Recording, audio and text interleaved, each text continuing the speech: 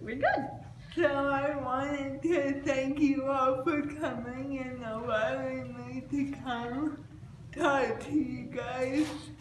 I grew up just about 10 minutes away and in Collins, so I'm familiar with the library. This is where I came as a kid in elementary school because I attended the one just up the road here that was tore down, so we came here every week because we didn't have a library in the school, so this was our library. And this was actually the room we would come in and read our selections. So it really neat to be here doing this. And it's also special because I was at an author event like this that inspired me to want to write. When I was 9, my mom took me to an author event, a children's book author, and so that's when it started to click. I always was good in English in school, and so once I listened to that author, that's really what made me want to write.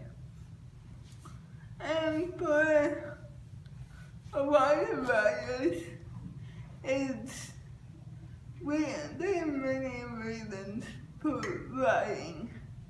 And for me in particular, what I come to enjoy is being able to express myself and also to really control everything. And I can control every twist and turn and outcome. And there's really no right or wrong.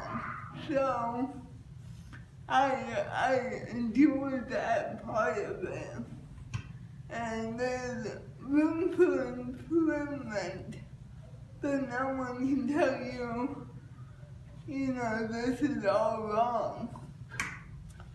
But something I've also come to learn is that it's important to be passionate about whatever you're writing.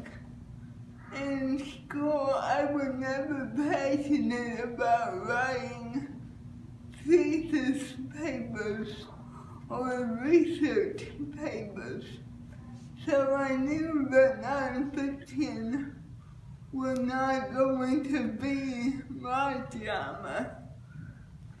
But when I worked at my own craft and discovered what I enjoy writing, then I didn't want to stop.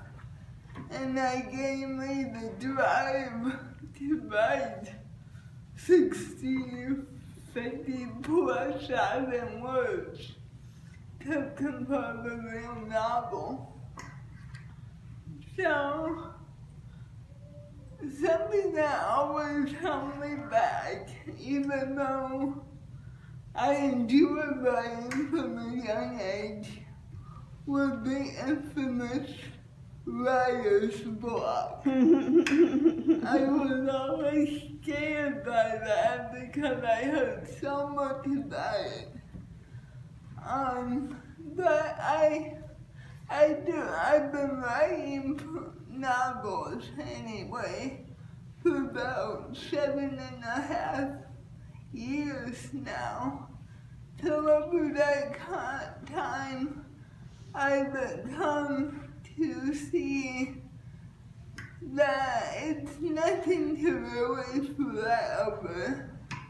You might have a point where you don't know where to go. But just because you don't know it now, doesn't mean it won't come to you eventually. So that's what I try to keep in mind is, as long as I know the direction I'm going in general, I try not to get overwhelmed by writer's block.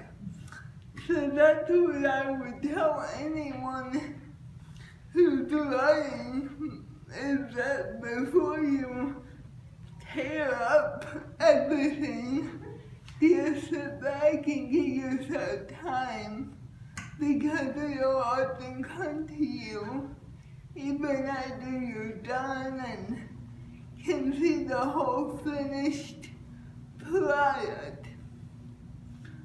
So I can mainly relate to fiction writers, obviously, because that's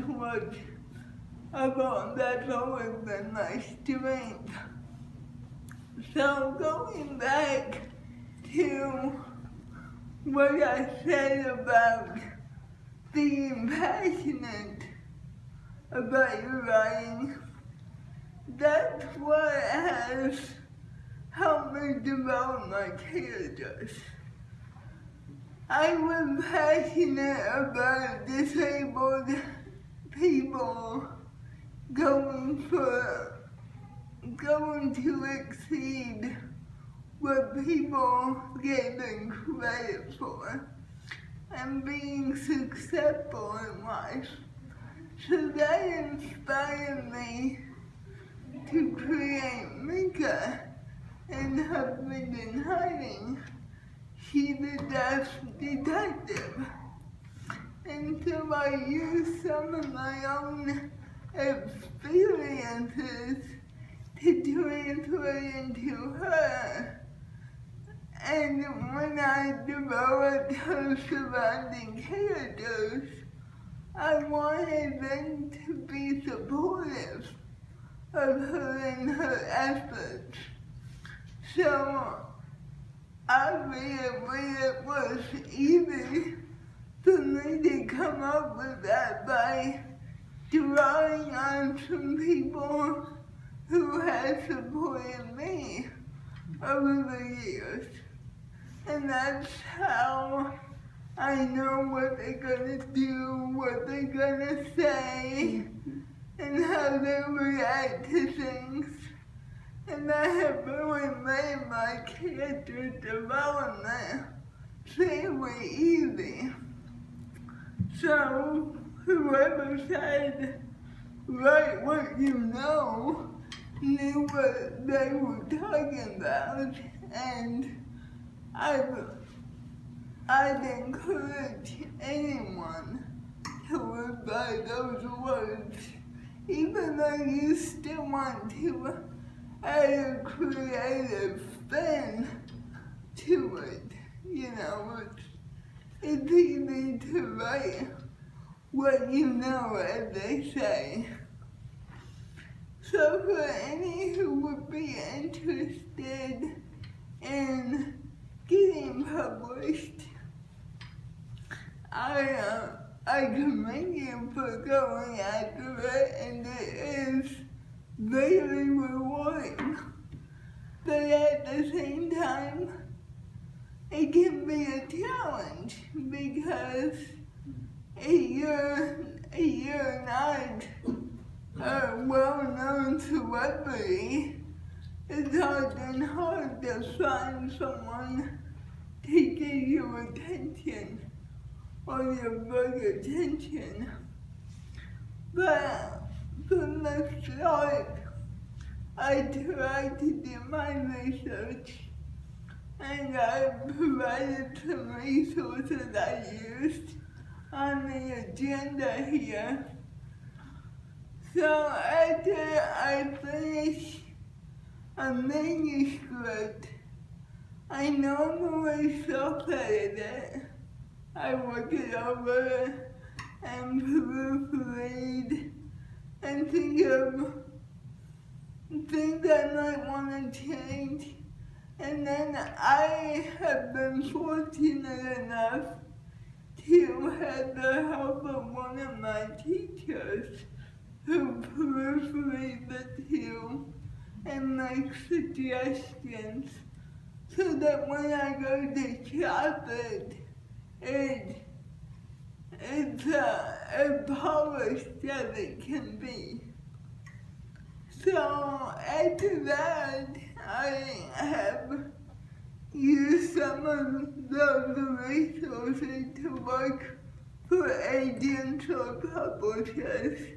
I hoped to find a publisher first, which I was fortunate enough to do instead of an agent. But you did have to provide a query, which I have one here. This was what I used. And it's basically a letter that introduces yourself and your book, and you're really trying to catch their attention with it. So you submit that, and often they want a sample of the writing, which is usually a chapter or two or a poem or two. So thankfully nowadays you can email a lot of them, so you're not paying postage to get yourself out there. So that's pretty simple. And over 2 years, as I have here also, I approached about 120 people, and I got 50 rejections. And Are you serious? Yeah. Oh my gosh. So 70 of them didn't even reply to me. Wow. But when I tried to keep a positive attitude and to look at it as one rejection was one closer to an acceptance. And of course there's also the self-publishing route that people can turn to. It's becoming very popular. But again, I wouldn't caution people to do their research on it, because it is a financial risk. It can get quite costly to pay for all the editing and the formatting and even the book cover that's all on you. So personally, I didn't feel that that was the route I wanted to go, but for any who want to, go for it. Just do your research ahead of time. So in conclusion, from beginning to end, writing is a learning process, and it requires perseverance. And there may be times, whether you're writing a poem or a novel or a short story, there may be times when you don't want to give it up. I know I felt that way. But the thing is if it gives you joy, and this is really what you're passionate about, go for it. And don't allow come out to tell you you can't, or even your own doubts. Don't let that overpower you. And while you are doing something that is very rewarding. So I hope this workshop will prove to, help people explore their writing style. And I hope everyone comes to enjoy it. So thank you all for coming and enjoy your night. Thank you, Karina.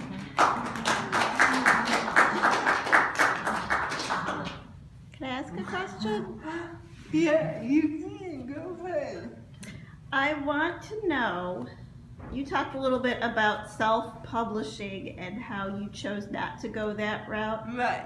I know people who have chosen to go the self-publishing route and have spent a lot of money doing so. Why did you choose the publisher that you chose? And would you recommend somebody else choose that publisher? Yeah, well, really, the publisher chose me. Really? Because I had to approach him like I did all the others. Something that attracted me to him was that he was, or they were starting their women's fiction imprint.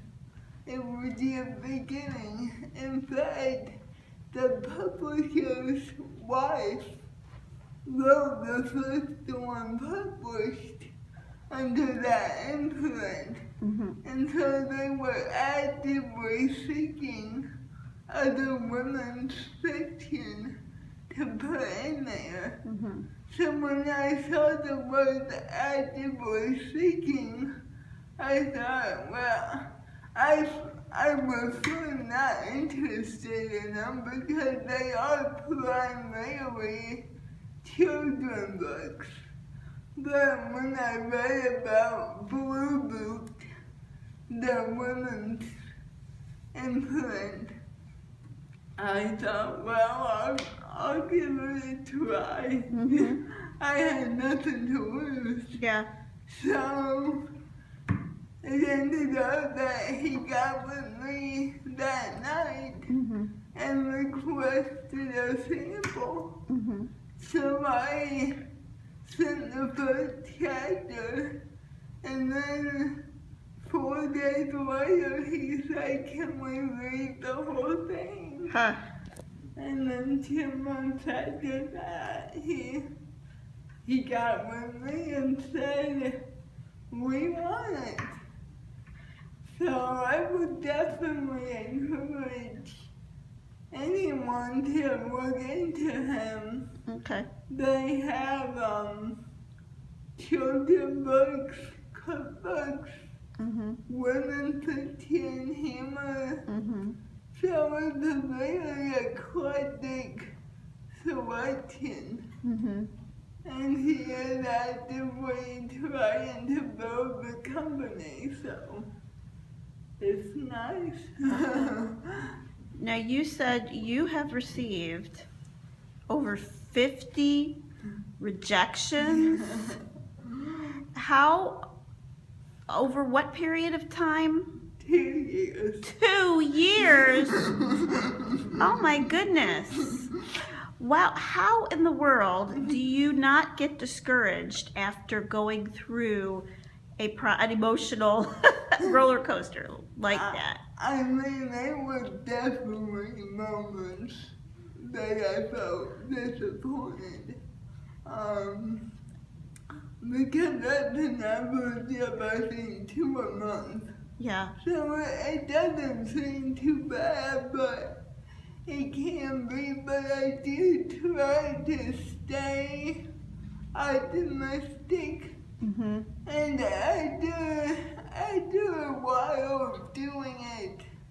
I try not to get attached to anyone in particular because those are the rejections that hurt the most. And when you're like, oh, I could so see my color there, and you know, but I try not to get attached and just, you know, say, well, if this works out, it works out, and if it doesn't, oh well. I have more questions. Can I ask more questions? Yeah. Okay. Do you set goals for yourself? Like, I'm going to write so many words on this day, and I'm going to write every day. Do you do that, or do you just write when the mood strikes you? Yeah, I try to do a little bit of both. I don't want to overly push myself. Okay. Because I think that sometimes when you might give in to your frustration and say, oh, I can't do it. But when I usually write about probably 4 or 5 days a week, and I try to write at least 200 to 300 words. Because I kind of like a book page. So I try to only do 1 page a day. Okay. And sometimes I go further. It depends on. Do you work on a laptop? Sometimes, but for the most part, I do it on a desktop computer. That's easier for me because I only type with 1 hand. So it's easier to have a bigger keyboard and stuff. Yeah. How hard is it for you to recall, say you're in your car, you know, and it comes to mind, an idea, I want to make a turn. Are you able to recall that so you can get home? Usually I can, but sometimes it's hard. One night I sat down and I knew where I was going earlier in the day, but I'm like, okay, focus. But usually I can remember. You're sure? Mom? Can you go into the process of when you approach Barnes and Noble and their reply? Yeah, that's a new thing. My publisher is mainly an online publisher, but as I said, he is trying to extend his business, and so to help him with that, I listened to Barnes and Noble to get my books there. So I basically had to do what I did with publishers. I had to send a cover letter and also a copy of the book because they don't work with my publisher since they're so small. And so I sent it off about a month ago to New York, and they actually just got back with me yesterday that their review was complete and they do want to have a fee on hand for their warehouse. But the catch is that we need to find a distributor. So my publisher's working on that right now. But hopefully it'll work out and you can go into Barnes and Noble and ask for my book and they'll order it. So it's exciting. That is exciting. You talked about the author that you saw here when you were 9. In Norwalk. In Norwalk, Yeah. okay. Who was it and what was the book? I can't remember the name, but I know the book was about a turtle named Shelly. So I'll have to go home and dig it out and see who it was. That's funny because they probably have no idea that they inspired you to become a published author, Karina. I'm sure they would love to know that. I'm sure she was, yeah. It was awesome. Is your book available as an ebook? Is that a route that you considered at all? Not right now. It's not available. My publisher doesn't work with Amazon anymore. So to get it on Kindle, which is the maker of ebooks, it won't be on Kindle, but I've heard that he may eventually put it on ebook, but I'm not sure when that might be. Okay. Because, you know, there is something called the Ohio Digital Library, and that is how we make our ebooks available to our users. Oh, that's cool.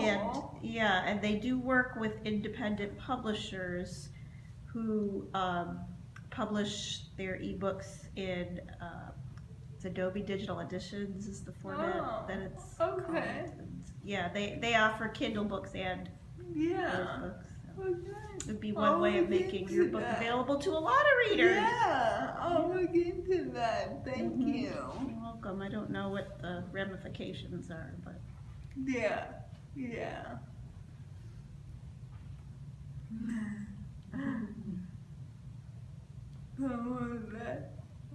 That's all I know. well, thank you, Karina, very much. I am going to post this video with your permission on our Facebook page. Sure. Would that be okay? Problem. Yeah. I would like to thank you very much. Thank you.